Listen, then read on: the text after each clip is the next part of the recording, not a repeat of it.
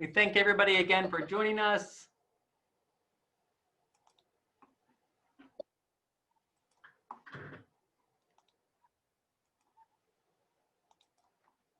We're going to have time at the end where we're going to answer as many of our questions as we can that were submitted to us. If you have more questions after tonight's presentation, again, you'll have the opportunity of entering those questions in that Google form that we shared earlier, and I'll share that address again tonight.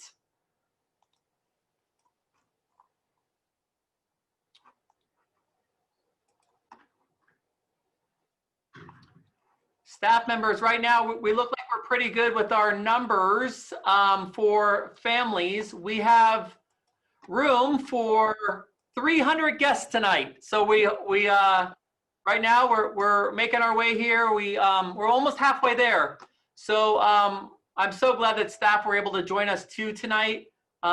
If we need room, I might ask some of you to sign off if possible. But if we can have everybody here, that's my greatest hope. So I'll let you know.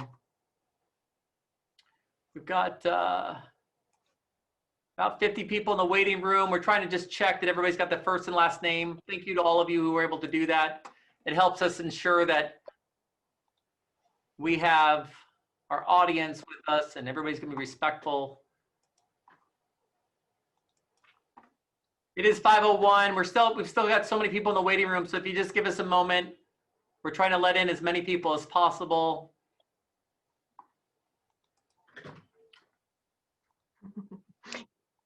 Special thanks to everyone who's helping with tonight's presentation.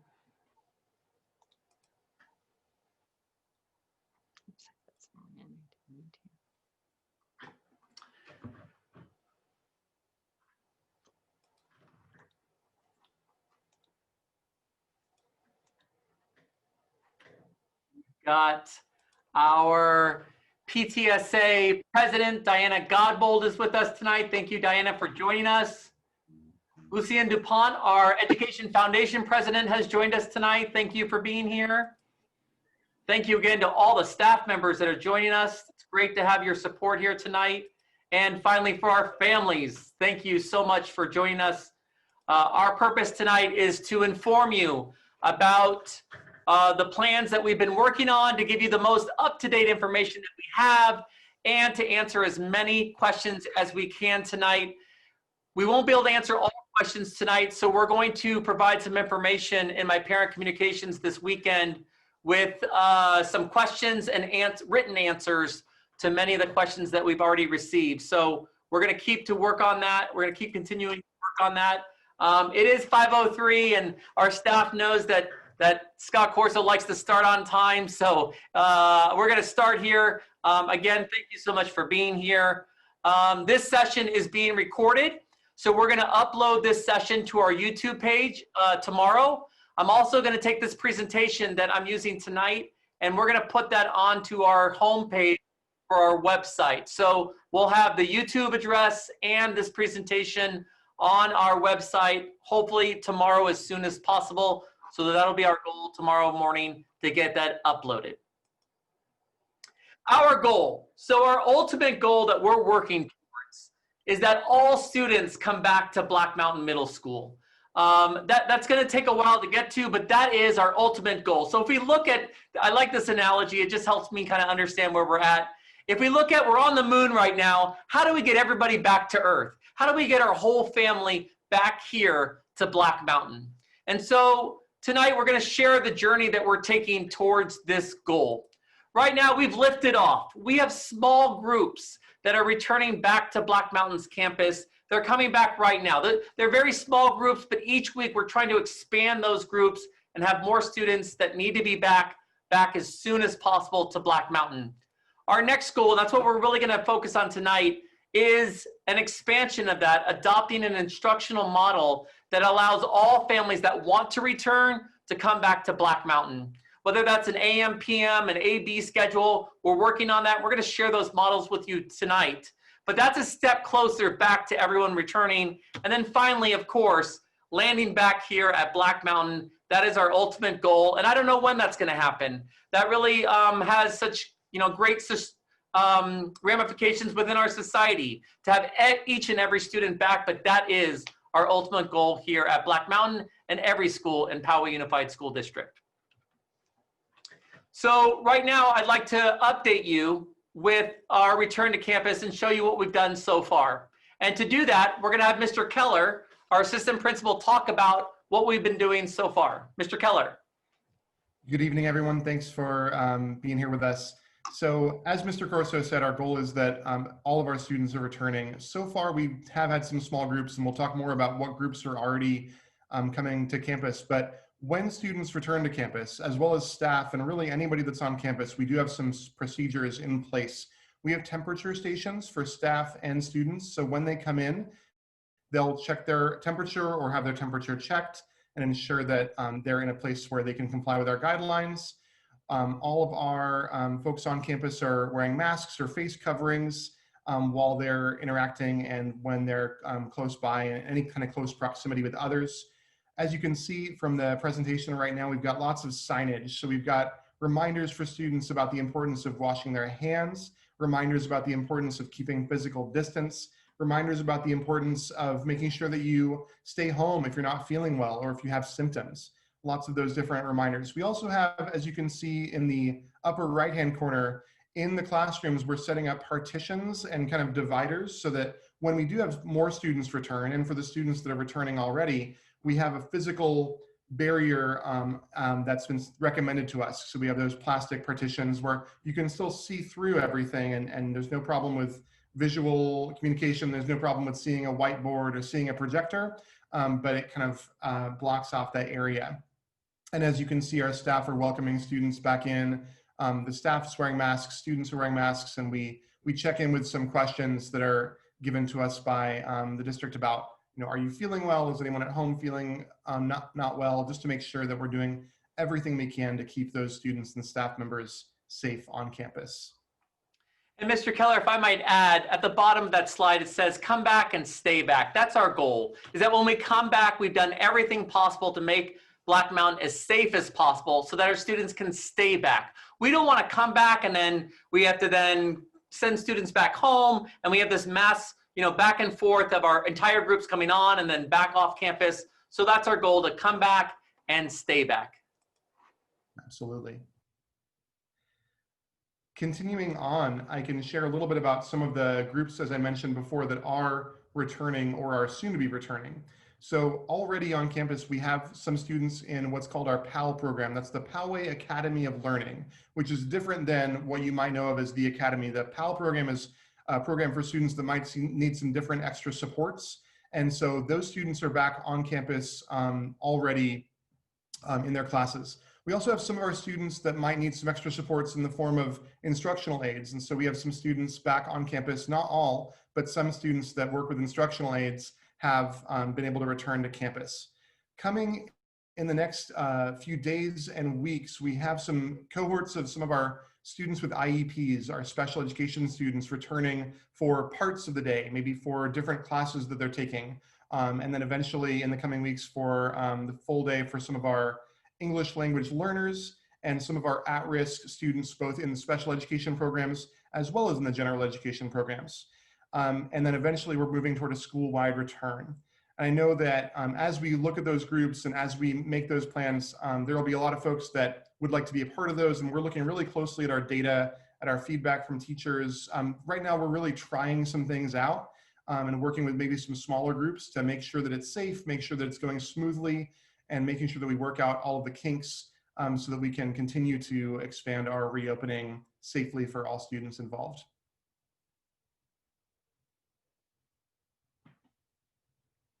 I'll turn it back over to Mr. Corso. Thank you, Mr. Keller. Some of the questions that we're receiving from families center around why are elementary schools returning but secondary schools are not at this point in time. And so when we talk about secondary schools, we're talking about our middle schools and our high schools. So I wanted to explain a little bit of the reasoning behind the different timelines that our different schools are following. When you have an elementary student, like I do, I have a 4th grader, and we want him back in person. So the school has to match my 4th grader up with a 4th grade teacher who also wants to be who also is ready to come back and teach in person. For secondary schools, it's a bit different. For that one student that wants to return back on campus, we need the teacher who also is going to be back on campus, but really we also need at least four more, for a total of at least 5, if not 6 teachers for every student to make sure that we fulfill their academic needs. Now take that and multiply that by 1,150 students at Black Mountain Middle School, and that is the puzzle that we are trying to look at right now. And that's the reason why secondary schools are different than elementary schools. Our elementary schedules, they're organized by grade level, and a single teacher supporting that student all day long with consistent cohorts.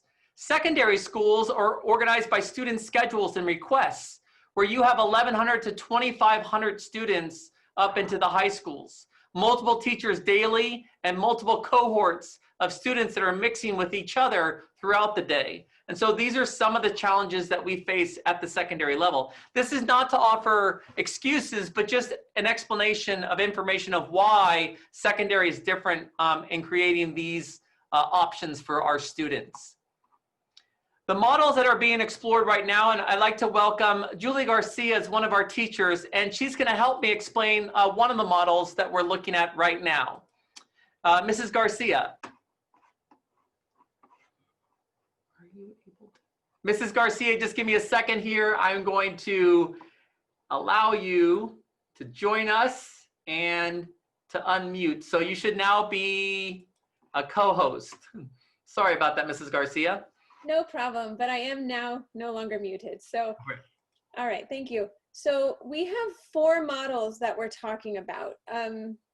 For the master schedule reorganization, so that would really be if we're having to make a VLA and a at-school structure. We have virtual learning with at-risk on campus. We also have morning in-person, afternoon virtual model, kind of like a AM/PM idea. And then we have a concurrent simultaneous model, which would be teaching virtual and students in the classroom at the same time on the same lesson. So for master schedule reorganization, this really is, I mean, dividing students and staff among preferences. So first of all, we have to know the preferences of the staff and the students, and they'll decide if they're on campus VLA. And there are 2 different groups of teachers and 2 different groups of students. And then reassigning students to a teacher that matches their on-campus preference, VLA preference. So you can see right away that that's already a lot to juggle. Strengths, the nice thing is that the instructional focus would be consistent with a common audience, meaning that a virtual teacher is teaching virtual students and an in-classroom teacher is teaching in-classroom students. Concerns would be preference ratios of students and teachers may not match. So we might have, not enough teachers in one scenario, or students, it just would be a difficult match perhaps. We don't know that until we get our numbers.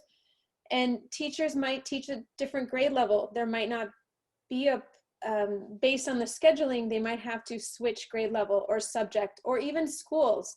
So these are things that we're having to consider with this model. And then, of course, once we get all our numbers, you have sizes on classes on campus because students do switch classrooms. And so it's not a cohort of students like it would be in elementary. So different classes would be at different sizes based on the scenarios. Thank you, Mrs. Garcia. I really appreciate your help with this. It's great having you join us tonight. With the master schedule reorganization, some of the questions that I've received from families are, will my student have the same teachers as they do now? If we went to a master schedule reorganization, it is not only possible, but it's highly likely that your student would at least have at least one new teacher, if not many other new teachers, when we reshuffle the students and the teachers. Also, our availability of specific programs that we offer would be very limited based upon teacher and student preference and what teacher availability would be. So our GATE program, our academy program, our advanced math programs, we would have to do a lot of shuffling, and some of those programs might be affected by the availability of staff members according to if they are available for VLA or on campus. So those are some of the things that we're looking at if we went to a master schedule reorganization. Right now, the second model that we're looking at is the at-risk groups. And so we continue instruction as we've started the year with virtual instruction, and we bring back to campus the most needy students, special education students, students that are at risk, students that are failing, that we bring them back here. They learn virtually, but from our campus. And we have some staff members that supervise classrooms where the students are on Zoom learning virtually, but on campus. The strengths of this is that our strong virtual instruction would continue. We address the most needy of our students on our campus, and our master schedule stays intact. There's more continuity with this system. The concerns with this system is that there's staffing and costs. Like, how do we get more students on campus? Do we hire more staff members to help supervise those students? How many groups and students can we support with this? Are we supporting enough students? That this is only addressing a small number of students on our campus. It doesn't support all those that want to come back. And so I look at this model as being a step in the right direction, but this is not the end program. We need other models for the next step. This is the first step, but it's not the end. It's not the last step. What's next? How do we evolve from this system? And that's one of the questions for the at-risk model. Another model that we are exploring right now is called the AM/PM plus AB schedule. And I know this is kind of confusing. It's something, you know, as a principal, I've been thinking about these ideas since March. And for some of you, this might be the first time you've heard some of these. So again, this presentation will be on YouTube, and also you'll be on our website so you can review it at your own leisure and your own timing. But we're looking at, could we have a morning in-person structure and an afternoon virtual structure?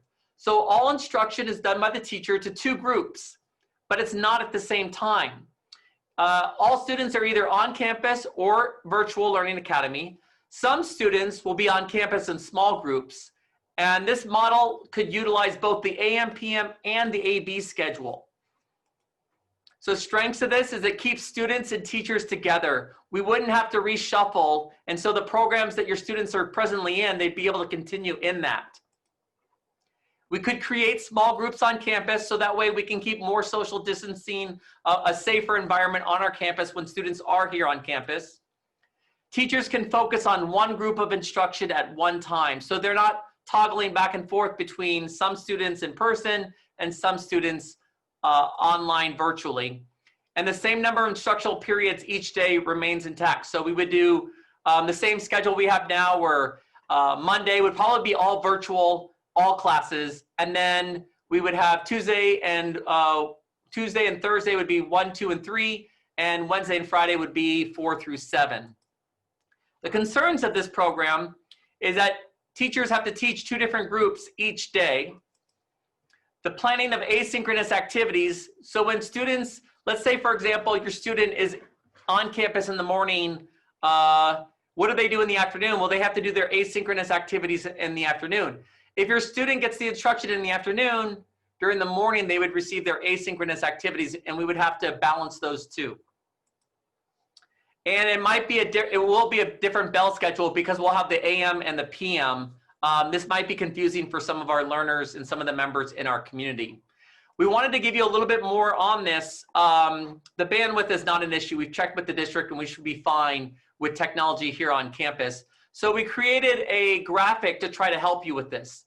And one of the parent questions we received from you, thank you for sending in your questions, will there be half the kids per class so they can be socially distant? And this model allows for that.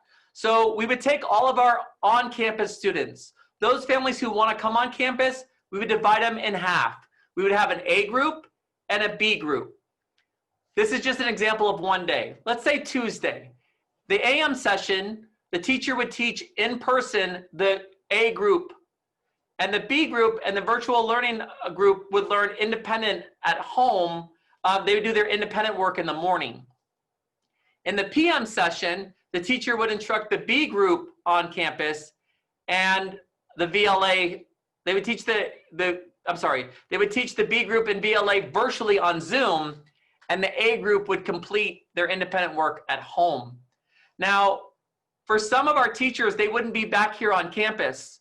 So let's say we talk about Mr. Jones. We don't have a Mr. Jones here at Black Mountain, but let's say Mr. Jones can't come back to campus.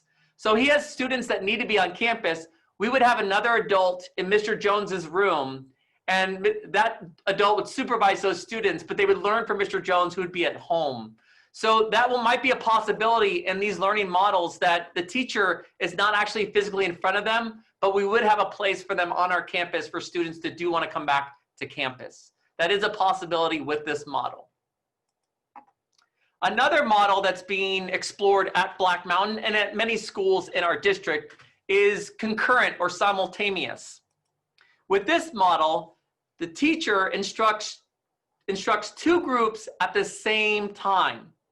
So the teacher is teaching, and some students are watching the teacher on Zoom, and some students are in front of the teacher in person. All students are either on campus or in virtual learning, and this model could utilize our AM, PM, or AB structure to limit numbers on campus. The strengths of the concurrent system is we keep students and teachers together. The master schedule stays intact. We can create smaller groups on campus. The concerns is instructing on campus and virtually at the same time. That teachers, they're very concerned about their students and the safety of the classroom, with some students in the classroom and some students on Zoom, making sure that they're safe in a classroom and online at the same time. Balance of staffing is another concern, as we have some teachers that will need to teach from home. Who's going to watch them here on campus? But we have some ideas of how we can address that concern. And we would need more staff and volunteers to help supervise on campus. I think that relates back to the balance of staffing. Again, we realized that this model might be a little confusing to understand, so we made another slide to help you with a graphic that hopefully helps. But the teacher is physically in the classroom teaching and supporting students virtually and in person simultaneously. Again, we might have some teachers that are teaching from home, so that the students that are on campus would actually have an adult in that classroom supervising them while they learned. One lesson, two environments. So the concurrent model, the teacher is teaching two different groups at the same time. The way it would be an A-B group is that maybe on Tuesday and Wednesdays, the A group is on campus. And then on Thursdays and Friday, the B group comes on campus. And we would have to balance that so we could split the groups, again, to try to help with social distancing and keeping our groups smaller to make it a safer environment here at Black Mountain Middle School. I'll pause for just a moment to let you look over that slide, because I know that it is a lot of information. Again, the teacher instructs group A on campus and then instructs group B and the virtual students at home at the same time. Hopefully our graphics help a little bit, because I know this can be confusing for some of our families. So a comparison, if we did a master schedule reorganization, if a student were on campus, they'd be on campus 4 days a week, but your child might have all new teachers. If we did the virtual learning with at-risk on campus, we would have students on campus for 4 days a week, but they'd be in very small groups. Our plan right now is that Monday would remain virtual because we see all of our classes, and I don't feel comfortable with students going to 6 different classes in one day. That's too much interchange, it's too much interaction. I don't believe that's safe, and we're not exploring Monday being an on-campus day because of the activity that would be involved in that. The morning in person with the afternoon virtual model would be, students would be on campus twice a week, but they'd be on campus for half days in the mornings. The concurrent simultaneous model allows students to come back 2 days, but they're full days. And so we're exploring that model with our staff right now. What are the possible timelines for a return at Black Mountain Middle School? I know a lot of questions are coming in from our families. When are we coming back? I was out surfing yesterday with my son, and I got out of the water, and a student came up to me and said, Mr. Corso, when are we coming back? So I know it's on a lot of people's minds. Some of the dates that we're looking at. The beginning of the second trimester, November 30th, could be a possible day for return. We also could have some return happening after the winter break, which would be January 4th. And then finally, another return date would be the beginning of the third trimester, which would be March 15th. And now 2 of those dates relate to grading periods. And let me tell you why we're talking about grading periods and why they're important. All attendance is connected to our grading periods. If we change students and teachers during the middle of a grading period, we would lose all attendance. That means that we would lose all the data that's used for our funding. Public education is dependent upon attendance. We can't change if we did a complete master schedule reorganization. We could not do that in midterm. We have to do it at the end of a term if we did a master schedule reorganization. Our grades are also tied here, and so we would lose all of our grades. And that's why we can't do a master schedule reorganization in the middle of a trimester. Now, we could do a new system, same teachers, same students. So those models that we talked about, like the AM, PM, AB, and the simultaneous, we could do that midway through a trimester. So that's why I went back to that timeline of after winter break. If we use one of those 2 systems, we could use that January 4th, because I know that a March 15th is so far off for our families that really need a return. We're trying to look at all possible return dates that are as soon as possible, but some things have to happen before we're able to do that. What is the greatest obstacle? This is a question that came from our parents. What is the greatest obstacle standing in the way of bringing students back to campus? And really, there isn't one obstacle. There's a few of them, and I wanted to be transparent with those obstacles. One is creating a viable instructional model. It's picking that instructional model that we just went over of the 4. Our staff needs to agree upon that model, and we're working towards that right now. There is also a human resources requirement for this. Our families, many of our families are struggling with the idea of returning back to campus. I know that I had a parent reach out to me and say, I'm not sure if I feel safe with my student returning back to campus. Well, some of our staff feel the same way. Our staff, they're people just like you. Our staff, some of them are mothers and fathers. Some of them are grandparents. They're all sons and daughters. They're people just like you. And some of them are at risk and they can't come back to a classroom. And so they're struggling with that. Our teachers didn't get into this business to teach virtually. Our teachers want to be back in the classroom, but there are many factors that are coming into play. And I think it's really important that we remember that. And so there is a human element to this, and it relates to human resources and making sure that we have the staff available to supervise our students coming back. And that relates also to the financial resource. If we have some teachers that are not back on campus, who is watching your students here on campus? And there is some finances that are related to that. So how do we return by November 30th? A staff agreement on an instructional model, which we're working on right now. Our school board is requiring that every middle school submits their plan, their instructional model, and their date of return by November 12th. So we're working on that right now. We also need to create solutions for staff who are unable to return, as I just mentioned earlier. And then we need to hire the supervision for those who can't come on campus. All 3 of those must be done before November 30th for us to return on November 30th. Now, if we can't get them all done by November 30th, well then when we do get them done, we'll have the chance of returning, and maybe that allows us to return on January 4th, for example. So those are the timelines that we're looking at. I'm trying to be as transparent as possible of telling you some of the challenges that we're working through, but these are the possible dates that we're looking at right now for a return to Black Mountain, for a widespread return. If any of these 3 are not complete, we have to look at a later date. And those are the requirements that we have to follow.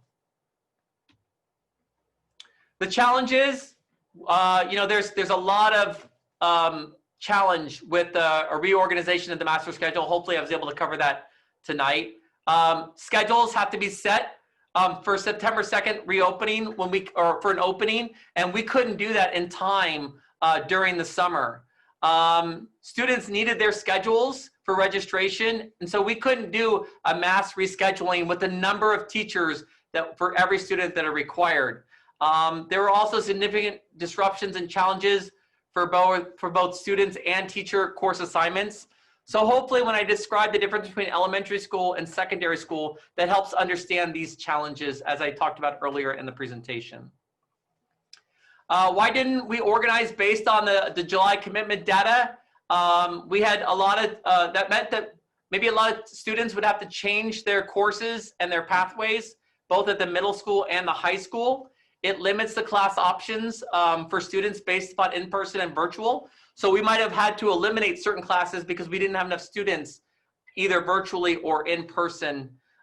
Programs like AVID and Intervention and CTE, our academies would be in jeopardy. And changing teacher assignments. To ask a teacher a month before school starts to teach a different subject matter, maybe a different grade level or at a different school, those are really difficult. We don't feel that those are good for, they're not good for teachers, but they're not good for students. We want the very best instruction for all of your children. And if I'm asking a teacher to teach something they've never taught before, I don't believe they're going to get the very best instruction. And that's not fair to our students, and it's not fair to our teachers. Right now, we're joined by Ms. Cooper, one of our assistant principals, and she's going to talk about some conditions that need to be met for us to reopen. Ms. Cooper? Good evening, everybody. So this is kind of a little bit of a review, a little bit new information for the conditions that would need to be met for us to reopen at Black Mountain. Excuse me. So to fully reopen, one of the following things must occur.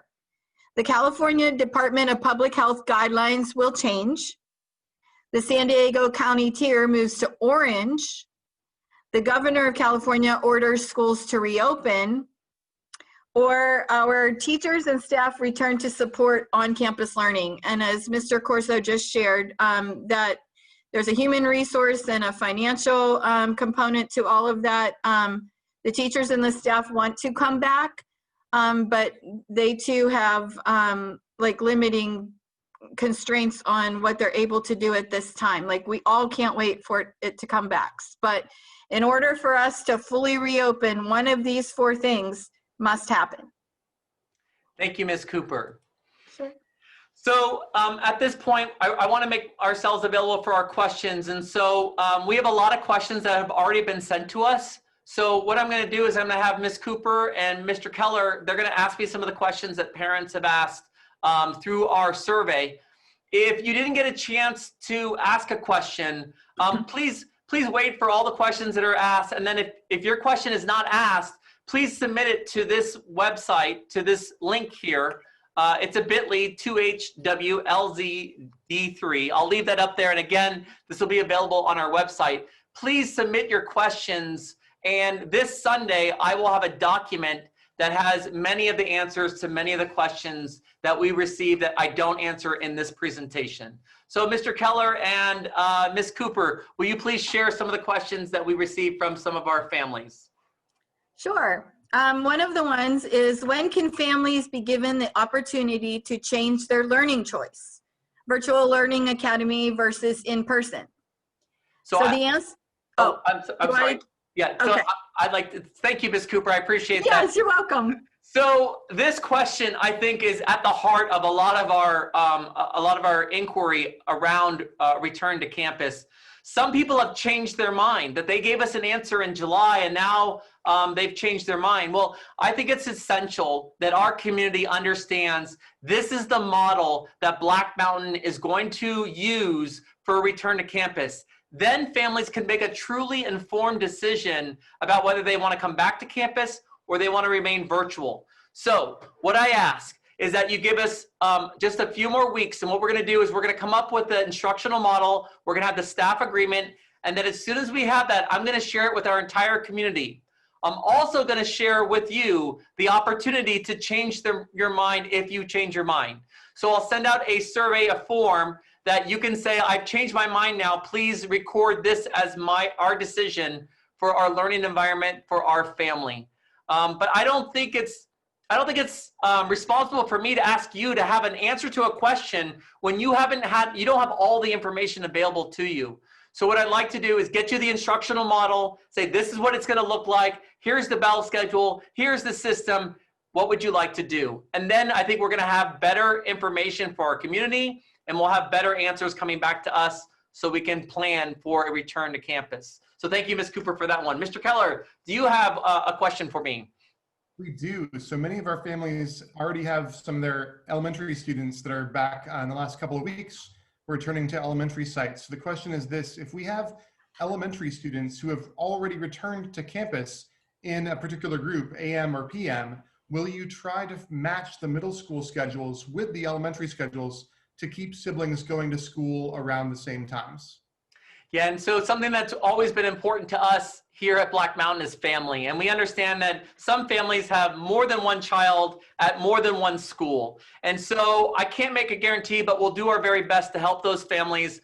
And if there's something we can do with balancing the AM and PM, if it's available, if it's an opportunity that we can do. So I can't make a guarantee, but I can say that we'll do our very best to help those families. Thank you. So at a local elementary school, a student tested positive for COVID, so the entire class and the teacher, both morning and afternoon, were sent home to quarantine for 14 days.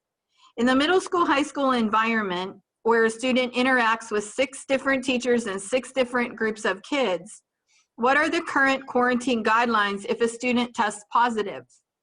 Thank you, Ms. Cooper. And it is different in elementary school than it is in middle school. In elementary school, they might see one teacher all day, where in middle school right now, the models we're looking at, that they might have 3 or 4 classes on campus at one time.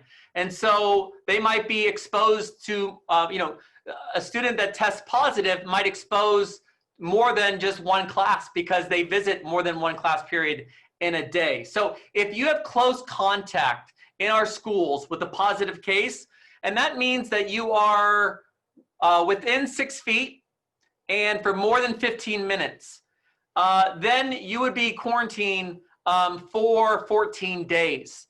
Now, we're trying to design our classrooms so that we spread our students out as much as possible. And so for a student in the same classroom, it's actually possible that they aren't in close contact with a student in their same class.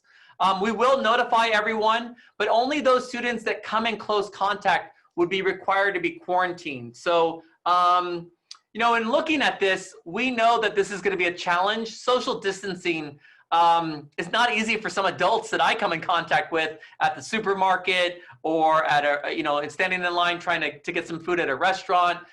So our students it's going to be a learning curve for them.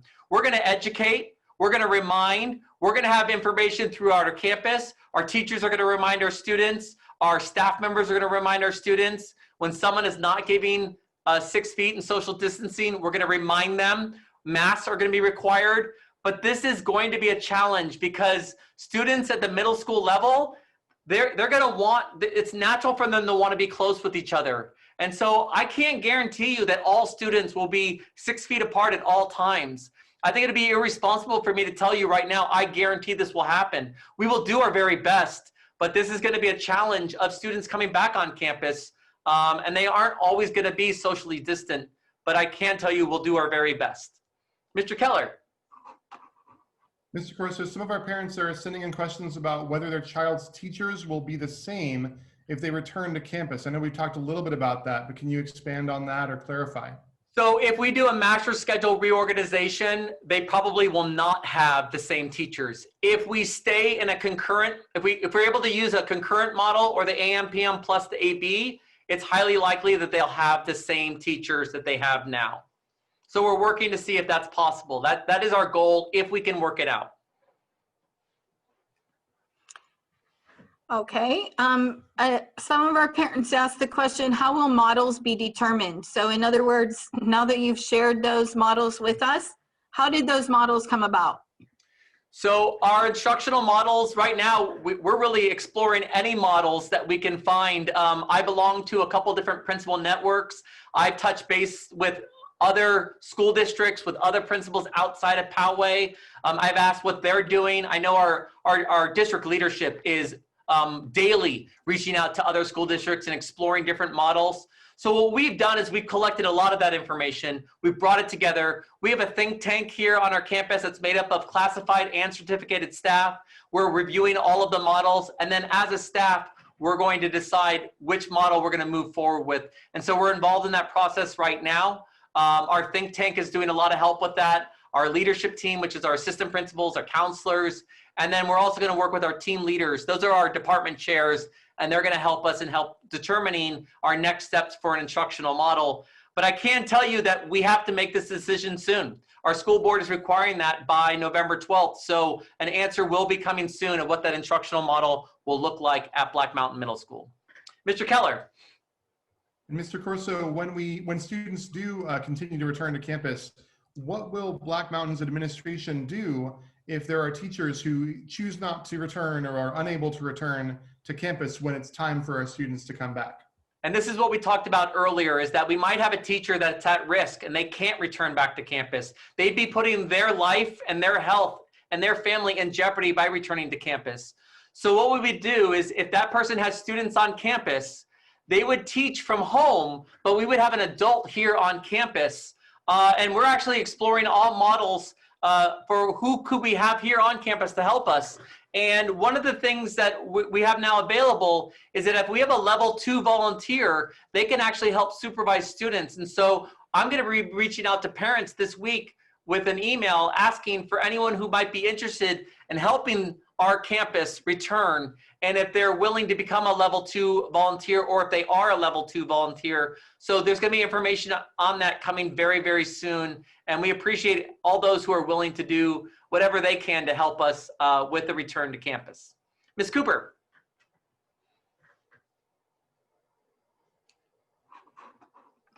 Okay, when Black Mountain Middle School reopens, will there be bus service for students?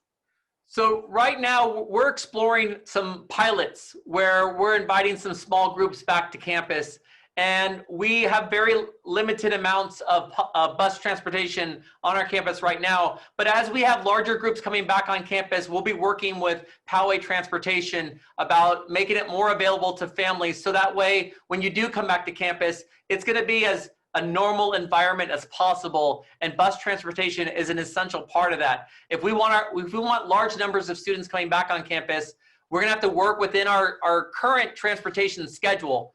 So right now, school starts at 8 o'clock.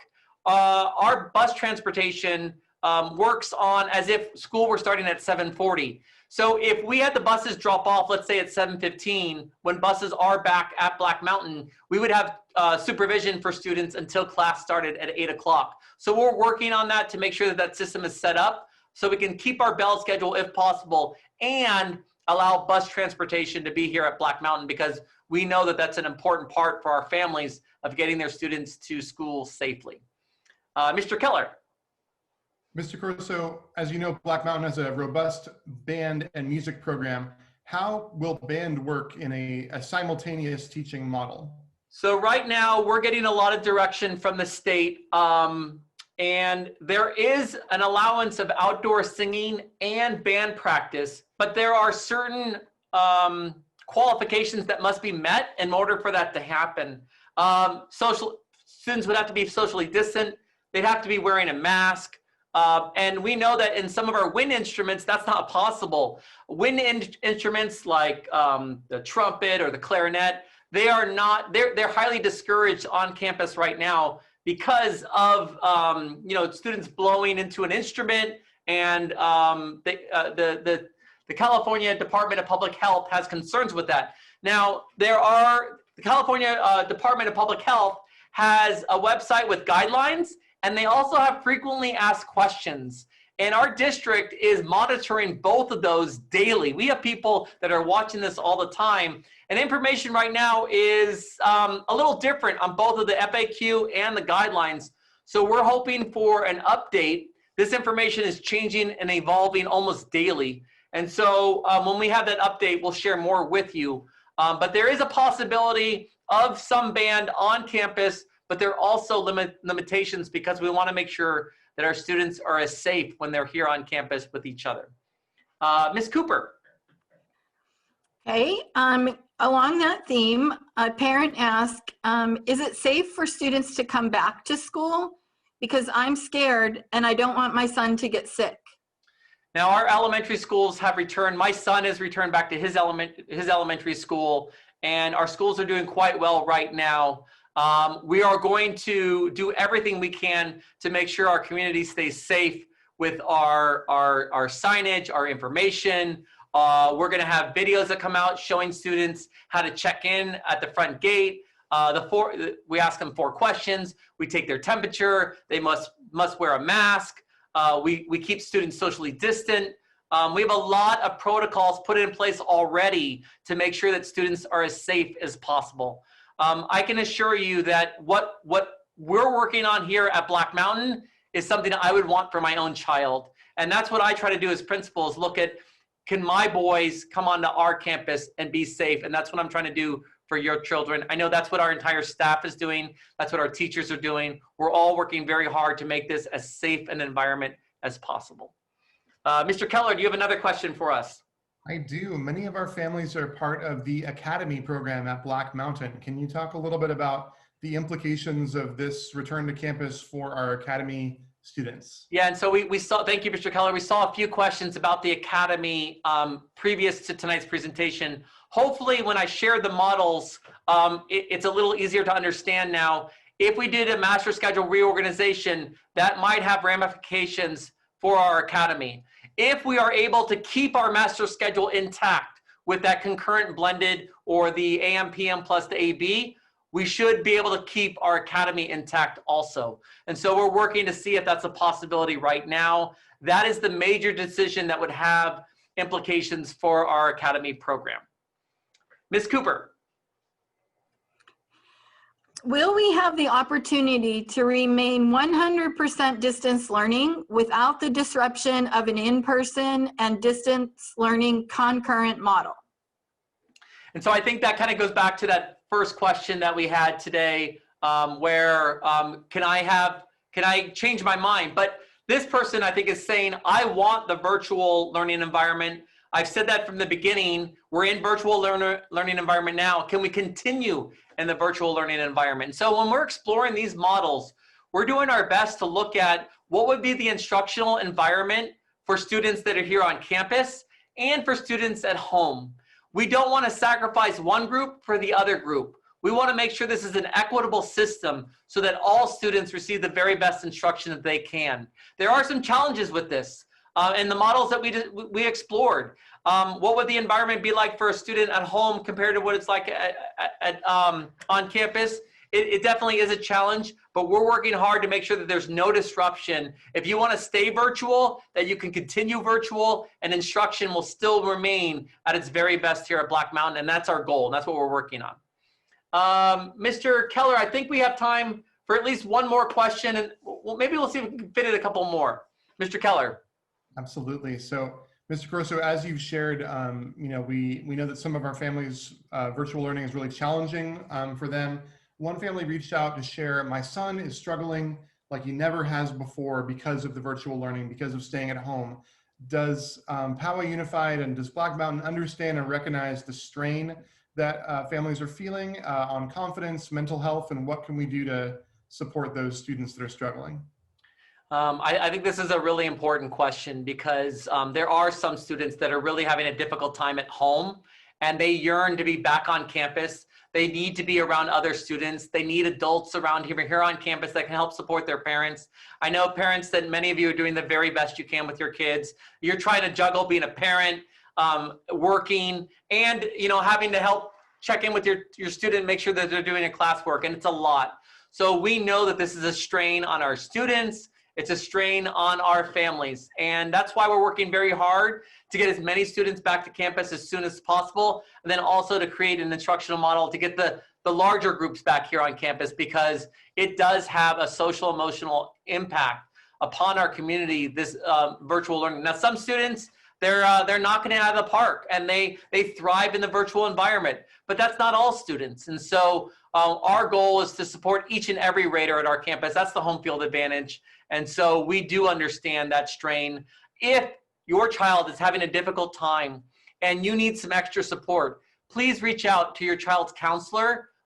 They would be a great resource to help start a conversation to help the social emotional needs of your students. So we're all here to support you. We're doing our very best to get as many students back on campus as soon as possible. So yes, absolutely. I think our district is really trying to support our schools and the support that we give our children.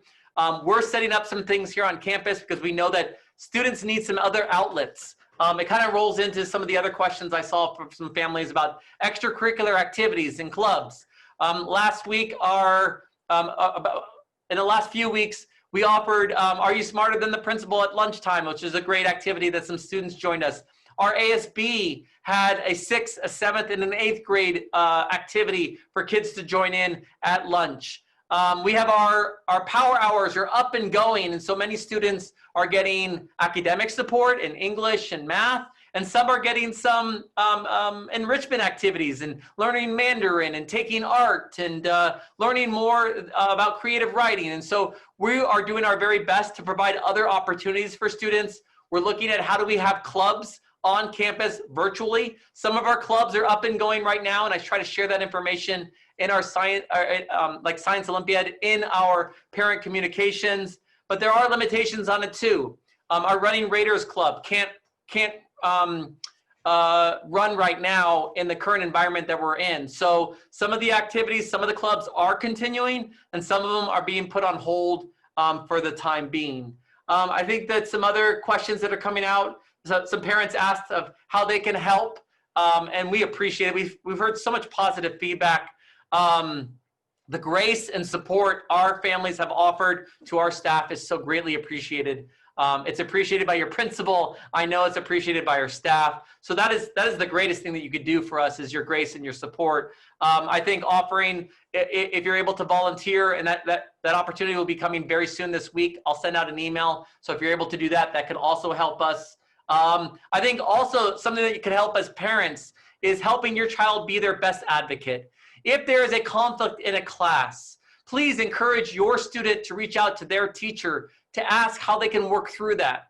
I think that's one of the greatest things that a child can learn in middle school, is how to be their greatest advocate. So that's another way that you can help support us, is by encouraging your student to reach out to their teachers if there are questions, if there are concerns.